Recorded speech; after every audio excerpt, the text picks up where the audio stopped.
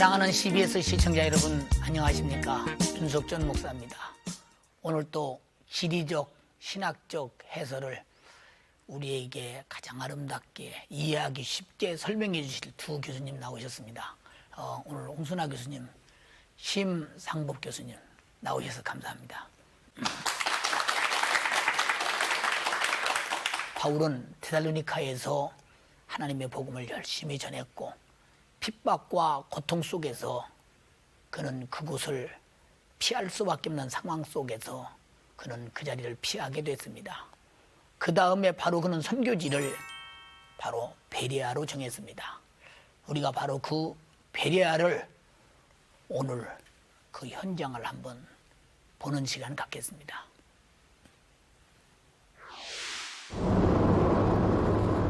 데살로니가를 빠져나온 바울 일행은 베레아에 도착했다.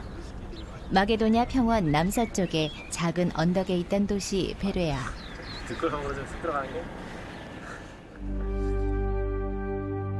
이곳에서도 유대인 회당은 있었고 바울과 실라는 그곳에 들어가 말씀을 전했는데 베레아 사람들은 데살로니가 유대인들보다 고결한 사람들이어서 바울의 말을 정중하고 편견 없이 들어주었다.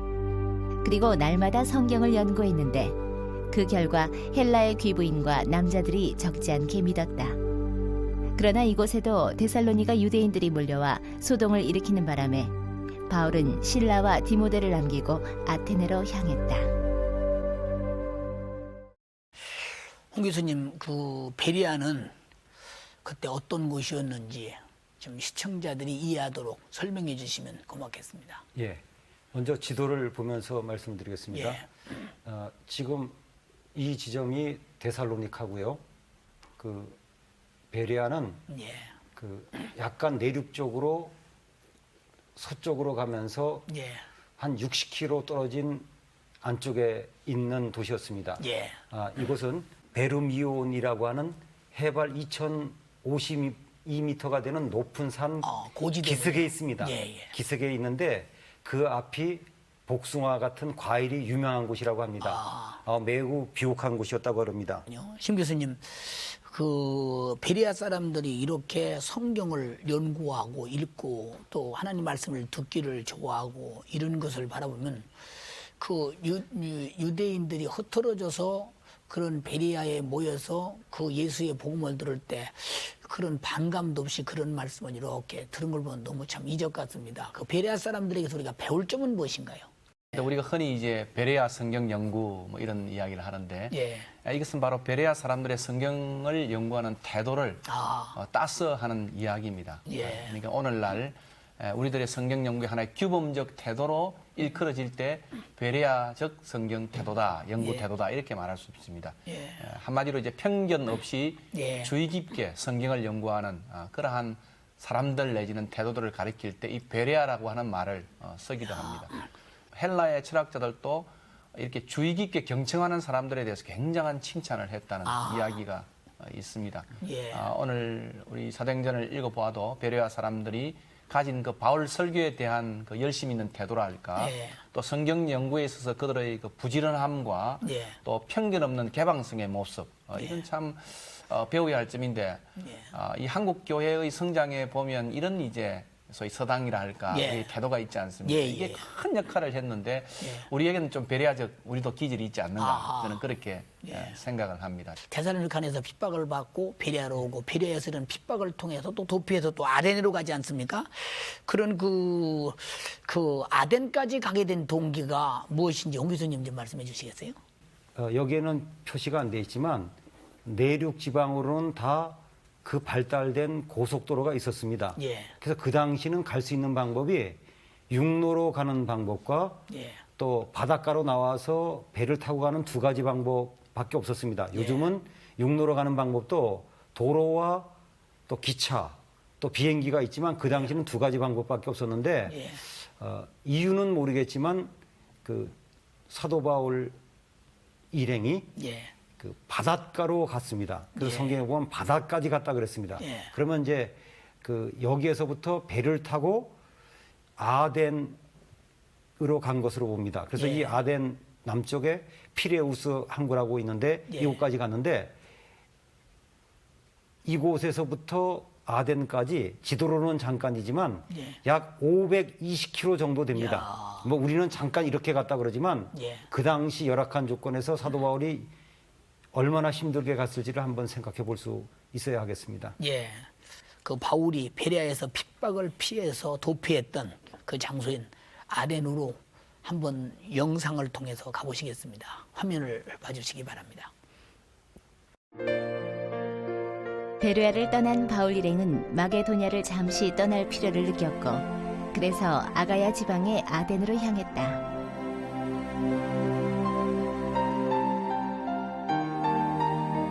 아덴 항구에 도착한 바울 일행은 이 낯선 땅에 또다시 외로이 남겨져야 했다.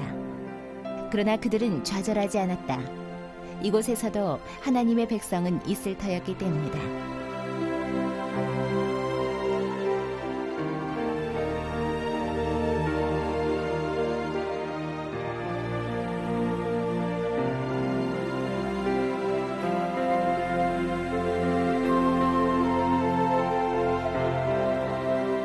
바울의 행적을 쫓는 여행 도상에서 잠시 바울의 마음이 되어본다. 화려한 이국 땅의 낯선 사람들, 그 속에 이방인 바울 일행, 그 고독함 속에서 그들이 의지할 곳은 오직 하나님의 손길 뿐이었으리라.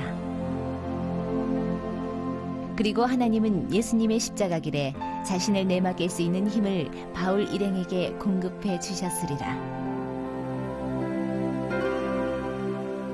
당시 아덴은 정치, 경제, 군사면에선 과거의 위용은 사라진 성읍이었다. 그러나 여전히 세계에서 가장 큰 대학 도시였고 학문과 철학의 본고장이었다.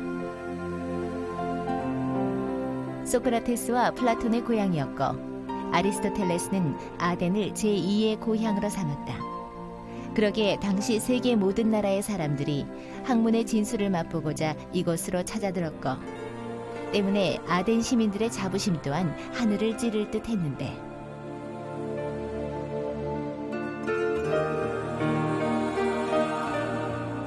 2000년 전에도 이 오만함의 도시에서 비둘기 떼들은 바울 일행을 반겨주었으리라.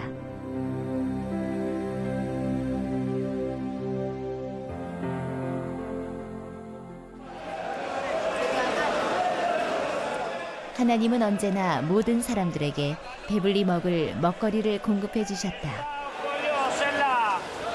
사람들이 생선을 많이 쓰나 봐요. 생선을 어떻게 해 먹을까요?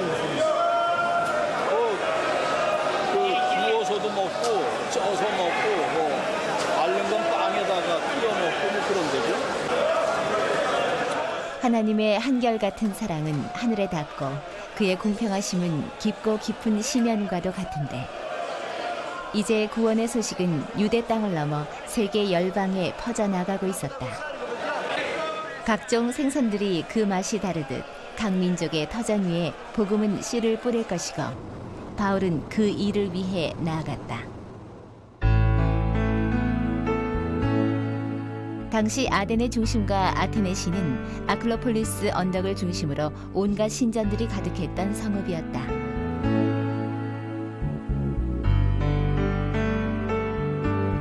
아테네의 부유한 귀족이자 철학자 헤롯 아티커스가 부인을 위해 주전 161년에 세운 헤롯 아티커스 음악당. 이곳은 500석의 객석을 갖춘 야외 음악당인데 지금은 좌석 부분만이 복원되어 공연장으로 사용되고 있다.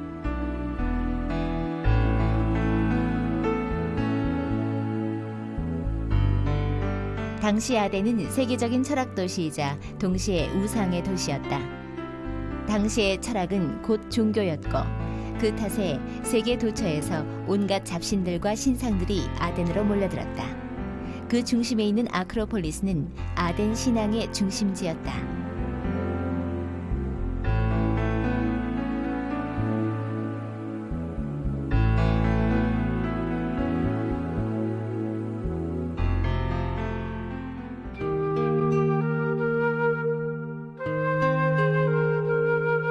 주전 438년 아크로폴리스 위에 세워진 파르테논 신전은 건축가 익트노스와 칼리크라테스에 의해 설계되었고 바울 당시엔 피디아스의 전설적인 상아와 황금으로 만든 아테네 여신상이 이곳에 자리하고 있었다고 한다.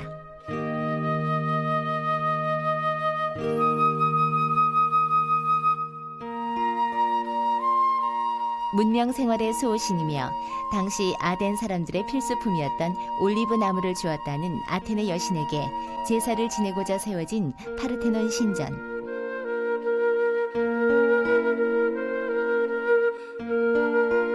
계속되는 전쟁의 역사 속에서 현재는 뼈대만 남아있지만 그 거대한 규모와 신전 안을 장식하는 온갖 신상들과 부조상들은 당시 이 신전의 화려함이 어떠했나를 짐작케 한다.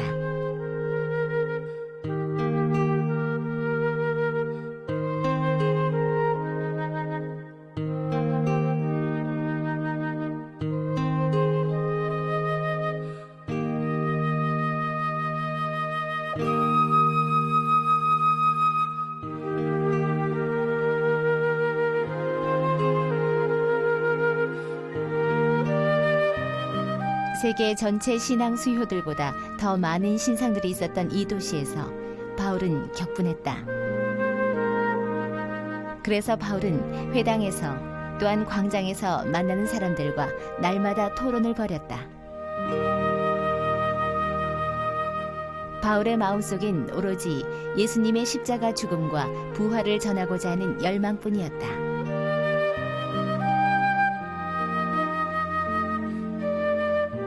바울은 외쳤다.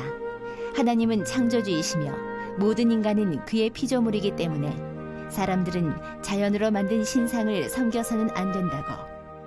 또한 예수와 그의 부활을 전했다.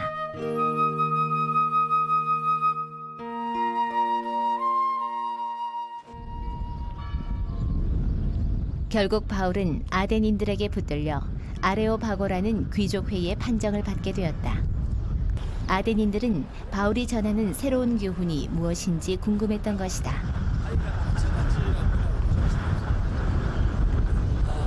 아레오바고 언덕 위로 올라왔네요.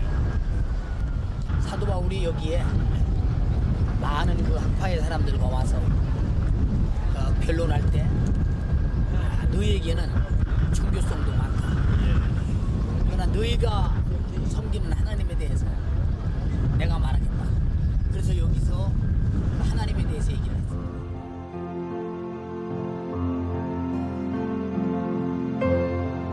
아레오바고 언덕 기슭엔 바울이 이곳에서 당시 했던 연설이 동판에 새겨져 있는데, 아덴 사람들아, 너희를 보니 범사에 종교성이 많도다. 내가 두루 다니며 너희의 위하는 것들을 보다가 알지 못하는 신에게 새긴 단도 보았으니. 바울은 만유의 주인인 하나님을 당당히 선포했던 것이다.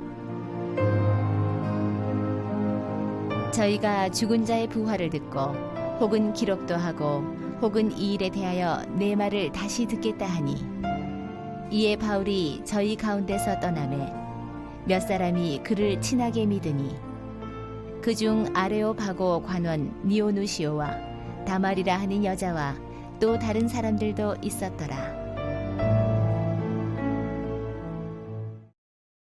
아덴은 그 당시 바울이 아덴으로 갈 때 그 당시는 어떤 도시였나요? 로마가 점령하면서 이 그리스를 두 지방으로 나눴습니다. 그래서 북쪽 지방은 그 마게도니아, 남쪽은 아가야 지방이라 그랬습니다. 그런데 이 아가야 지방의 정치와 경제의 중심 도시는, 또 교통의 중심 도시는 고린도였습니다. 사도 바울 당시의 아테네는 정치나 교통의 중심지가 아니었습니다. 다만 종교와 예술의 중심지였습니다.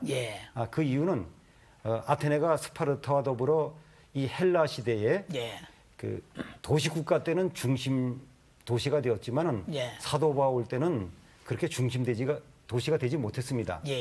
그래서 이 아테네라고 하는 도시는 설립 때부터 그 아크로폴리스라고 하는 해발 150m가 넘는 그 언덕 위를 중심으로 했는데 거기에 유명한 파르테논 신전, 그 다 아데나 여신을 모신 것이죠. 이 도시 이름 자체가 아데나라고 하는 여신을 모셨습니다. 그래서 예. 우리는 아테네라 그러지만 아디나식으로 발음을 하거든요. 예. 도시 이름 자체가 벌써 여신의 이름과 연결되어 있습니다. 예.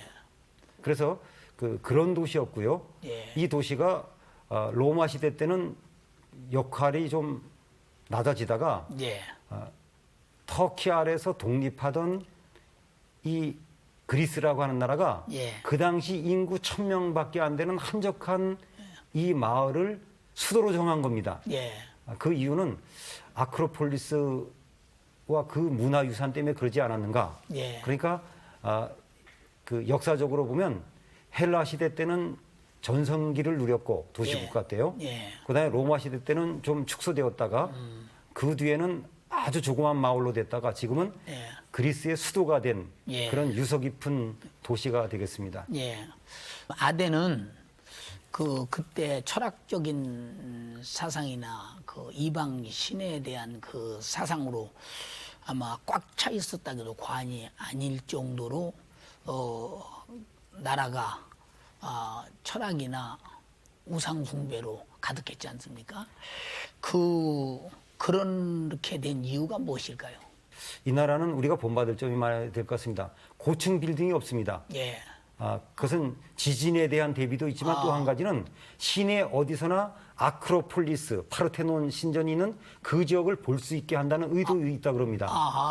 그래서 그 당시는 큰 도시가 아니었는데 또 지금은 그 대부분 신전들이 다 이제 주최 쪽만 남지 않았습니까? 예. 근데 사도 바울 당시는 그 모든 건물들이 다 지금 우리가 보기엔 더 클 정도로 신전들, 예. 또 신상들 예. 그 투성이었습니다. 예. 그러니까 그 종교의 중심지였기도 했고요. 예. 또 우리가 다 상식적으로 아는 대로 그 플라톤, 아리스토텔레스, 예. 그다음에 유명한 성경에는 스도이고라고 그랬지만 스토아 학파, 성경에는 에비규레오 학파라고 그랬지만 에피쿠로스 학파 이런 예. 철학자들이 그 지역에서 엄청난 영향을 미치면서 정신적으로는 또 종교적으로는 그 지역을 관장하다시피 했던 그러한 중요한 도시였던 것을 생각해야 될 것 같습니다. 그 사도 바울이 아덴에서 그 유대인들과 그 경건한 그 사람들과 그 저자에서 날마다 만나는 사람들과 함께 그 변론하는 장면이 나오지 않습니까?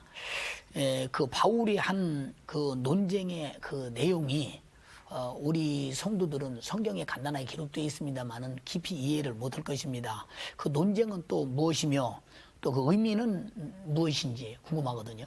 예, 여전히 아덴에서의 바울의 논쟁은 두 가지 형태로 나타났습니다. 예. 하나는 회당에서 유대인과 소위 말하는 그 반개종자들, 경건한 사람들과의 논쟁이었고요. 또 다른 하나는 이제 저자에서, 우리가 저자 그러면 시장인데 그 당시는 이제 아고라라 그렇게 말합니다. 그래서 저자 안에 모든 이제 시의 형태가 다 형성되어 있기 때문에 거기서 헬라인들과의 논쟁이었습니다. 그 중에 우리 조금 전에 홍순아 교수님께서 말씀드리신 것처럼 에피쿠리스 학파와 스토아 학파 이 두 학파의 철학자들과 논쟁을 했습니다. 내용은 우리가 성경 본문에 잘 나타나 있지 않지만은 그 논쟁을 통해서 바울이 이제 말쟁이라고 하는 그렇게 이제 폄하가 되고 또 몸의 부활이라는 특별한 이제 교리적인 하나의 종교적인 내용들을 설명하기 때문에 스토아 학파가 또 거기에 대해서 많은 이제 논쟁을 불러일으킨 것 같고요. 그렇게 해서 이제 이 스토아의 이 소위 바실리코스에 열렸던 그 아레오파그 그 의회인데 거기에 이제 붙들려 와서 이제 새 종교 그들이 보기에는 새로운 종교에 대한 강론을 듣고자 했습니다. 뭐 의회는 이제 보통 이제 강론을 듣고 평가해서 성인해주는 역할까지 그 당시에는 했다고 그렇게 역사가 되는 이야기를 하고 있습니다.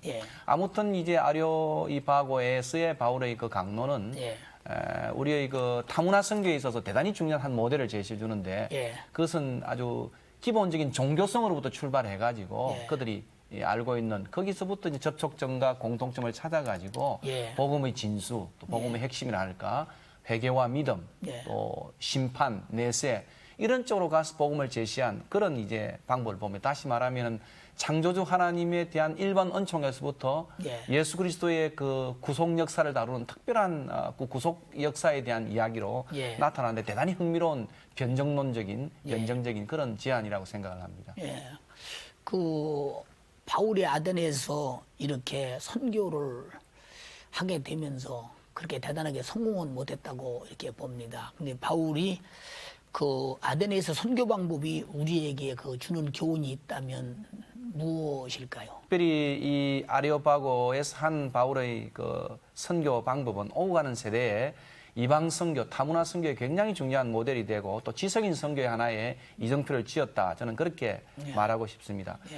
흔히 생각하기를 바울이 타 종교와의 대화를 했다 그렇게도 생각할 수 있지만은 그러나 타 종교의 구원과는 인정한 것이 아니라 타 종교 속에 있는 하나의 공통점이라고 말할 수 있을까? 또는 접촉점이라 말할 수 있을까? 거기서부터 이제 출발되어져서 그들이 그 최상의 신이라고 얘기했던 알지 못하는 신, 그 신을 내가 설명해 주겠다. 이렇게 나가면서 바로 유대교가 가장 최선의 신을 섬긴다고 하는 유대의 정신 속에서 또 기독교의 복음을 통해서 예수 그리스도의 복음을 아주 강력하게 바르게 전한 그런 모습을 봅니다. 성경과 관련된 그 아데네에 그 바울이 거기를 갔기 때문에 또 거기도 어떤 유적이 없을까? 있을까? 이렇게 아마 생각이 됩니다. 어떤 유적이 있을까요? 많은 분들이 이제 그 아테네를 가게 되면은 당연히 그 세계적으로 유명한 파르테논 신전을 보려고 아크로폴리스를 올라가게 되겠죠.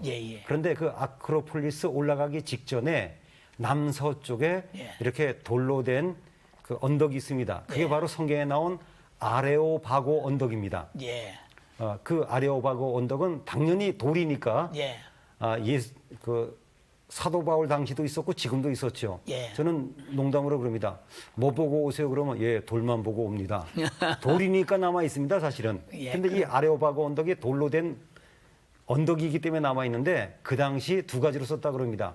법정으로, 그러니까 야외 법정으로 쓴 거죠. 그러니까 피고를 거기에다 세워놓고 사람들이 이제 그 재판을 한 것이고 또 아닐 때는 학술 토론장으로 썼다 그럽니다. 그러니까 사도 바울이 그곳을 이제 전도의 장으로 삼은 거죠. 법정을 그런 의미에서 의미가 깊습니다. 그런데 이곳에 가보면 그 아레오바고 언덕을 올라갈 때 오른쪽에 이렇게 동판 하나가 있습니다. 그게 바로 사도행전 17장에 나온 사도 바울의 설교 전문을 기록해 놨습니다. 오늘 방청객 중에서 아마 교수님들의 그 해설을 들으면서 의문을 가지고 아마 질문이 있는 듯 싶습니다. 한번 들어보시겠습니다. 아덴은 그 그리스 로마 시대부터 그 우상의 도시로 유명한데 어떻게 지금은 95% 이상이 그리스도인이죠? 그쪽 지역을 다니면서 제일 인간적으로 기쁜 나라가요. 그리스입니다. 그리스는 어느 곳이나 교회를 계속해서 건축하고 있는 현장을 볼 수 있는 어떻게 보면 거의 유일한 유럽 나라일 수도 있어요. 그래서 사도 바울의 영향력이 지금도 미치고 있구나. 그래서 사도 바울 이후로 여러 가지 과정을 거쳐서 그들은 정교회를 믿습니다.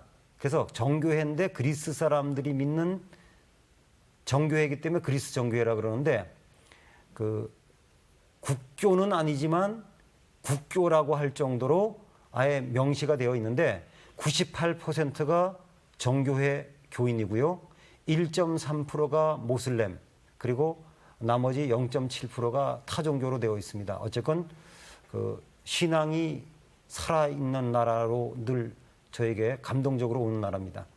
신 교수님에게 질문하겠습니다. 베레아에서 바울에게 전도된 사람들 중에서 헬라의 기부인들이 많다고 들었는데 그 헬라의 기부인들이 어떤 사람인지 궁금합니다. 바울의 복음 전파에 반응한 사람들 중에 헬라의 기부인들이 있었습니다. 이 헬라의 기부인들은 그 당시 부유하고 또 권력을 가진 그러한 남편의 영향력으로 인해 가지고 대단히 상류계층에 사는 사람들이었습니다. 근데 이 여인들이 유대교에 대단히 큰 관심을 가졌어요.